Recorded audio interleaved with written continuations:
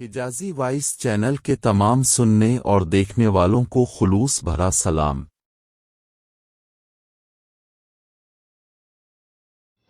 قدیم زمانے کی بات ہے، ایک سرسبز وادی کے کنارے ایک بستی آباد تھی۔ بستی سے ذرا فاصلے پر ایک سنسان مقام پر ایک چھوٹی سی جھونپڑی تھی، جہاں ایک درویش بزرگ برسوں سے مقیم تھے۔ بستی کے لوگ انہیں اللہ کا ولی کہتے تھے۔ کسی نے انہیں کبھی جھونپڑی سے باہر آتے نہیں دیکھا۔ ان کی زندگی عہد الہی، عبادت اور خاموشی میں گم تھی۔ کئی دہائیوں کے بعد ایک دن وہ بزرگ اچانک اپنی جھونپڑی سے باہر نکلے۔ ان کے چہرے پر نور، نگاہوں میں سکون اور قدموں میں جلال تھا۔ وہ بستی کی طرف روانہ ہوئے۔ بازار میں پہنچے تو دیکھا دو آدمی چیخ و پکار کرتے ہوئے ایک دوسرے پر حملہ آور تھے۔ ان کے چہرے غصے اور نفرت سے بگڑے ہوئے تھے۔ بزرگ رک گئے، ان کا دل لرز گیا۔ وہ جو سکون اور ذکر میں جیتے تھے، یہاں اضطراب، نفرت اور شور کا راج تھا۔ دل گرفتہ ہو کر وہ واپس مڑ گئے۔ ان کے قدم خود بخود قدرت کی طرف چلنے لگے۔ چلتے چلتے وہ ایک شاندار چراگاہ میں پہنچے۔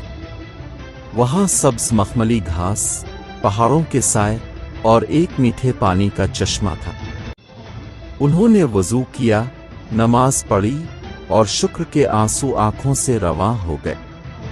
پھر وہ ایک گھنے درخت کے نیچے بیٹھ گئے۔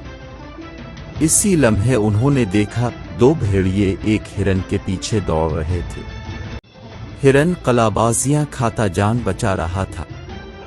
اچانک ایک جھاڑی سے چیتا نکلا اور ہرن پر جھپٹ پڑا، مگر فوراً دونوں بھیڑیے بھی پہنچ گئے اور چیتے سے الجھ گئے۔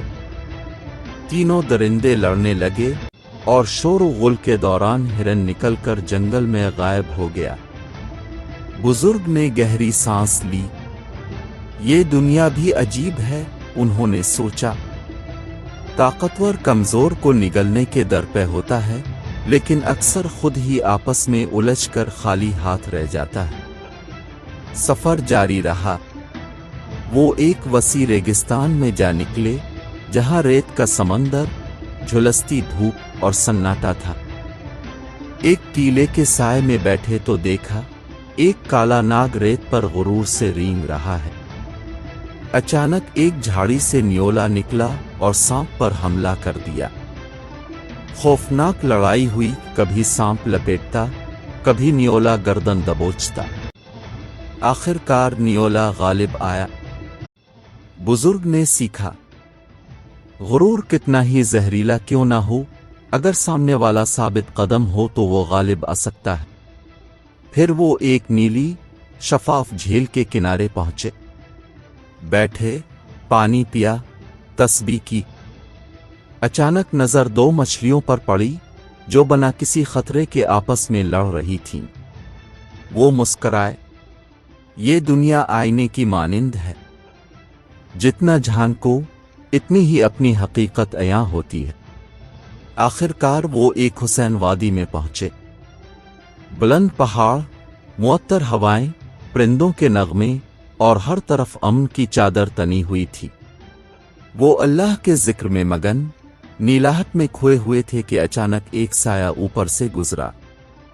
ایک عقاب پوری رفتار سے ایک فاختہ کا پیچھا کر رہا تھا۔ فاقت زدہ فاختہ نے لرزتی آواز میں پکارا، اے اللہ کے نیک بندے، مجھے بچا لو، یہ ظالم مجھے مار ڈالے گا۔ بزرگ کے دل کو جھٹکا لگا۔ انہوں نے عقاب سے کہا، چھوڑ دو اسے، تمہیں کمزور مخلوق پر ظلم کرنے کا حق نہیں۔ عقاب رک گیا۔ بزرگ کی بات میں روحانی قوت تھی۔ اس نے فاختہ کو چھوڑ دیا، جو زخمی پر پھیلائے فضا میں گم ہو گئی۔ مگر عقاب واپس آ کر بولا، اے اللہ کے ولی، تم نے میرے رزق میں مداخلت کی ہے۔ یہ فاختہ میرے لیے اللہ کی طرف سے عطا تھی۔ کیا یہ عدل ہے کہ تم نے اپنے جذبے سے اس کے حکم کو بدل دیا؟ یہ کہہ کر وہ آسمان کی وسعتوں میں گم ہو گیا۔ بزرگ کا دل لرز اٹھا، ان کے قدم لڑکھڑائے، وہ زمین پر گر پڑے اور بے ہوش ہو گئے۔ اسی عالم میں ایک نورانی فرشتہ نازل ہوا، جلال اور جمال کا حسین امتزاج، اور آواز میں کائناتی گونج تھی۔ اے بندہ خدا، اللہ کا ہر فیصلہ حکمت پر مبنی ہے۔ تو نے نیکی کے جذبے سے اللہ کی تدبیر میں مداخلت کی۔ رحم ضروری نہیں کہ حکمت ہو، ہر رزق، ہر تقدیر، سب اللہ کے علم اور ارادے سے ہے۔ بزرگ کی آنکھیں کھل گئیں، پسینے میں شرابور، دل لرزتا ہوا انہوں نے آسمان کی طرف ہاتھ اٹھائے۔ اے میرے رب، میں نے تیری حکمت میں نادانی سے مداخلت کی، میں توبہ کرتا ہوں، مجھے معاف فرما۔ فضا میں سکوت طاری ہو گیا، جیسے قدرت نے اس کی توبہ قبول کر لی ہو۔ ایک نرم ہوا چلی، جب وہ ہوش میں آئے تو خود کو دوبارہ اپنی جھونپڑی میں پایا۔ دل اللہ کی حمد سے لبریز تھا، وہ جھک کر سجدے میں گر گئے۔ اے میرے رب، میں نے دنیا کے جھگڑے، شکار، غرور اور فطرت کے رنگ دیکھے، ہر منظر میں تیرا اشارہ پایا۔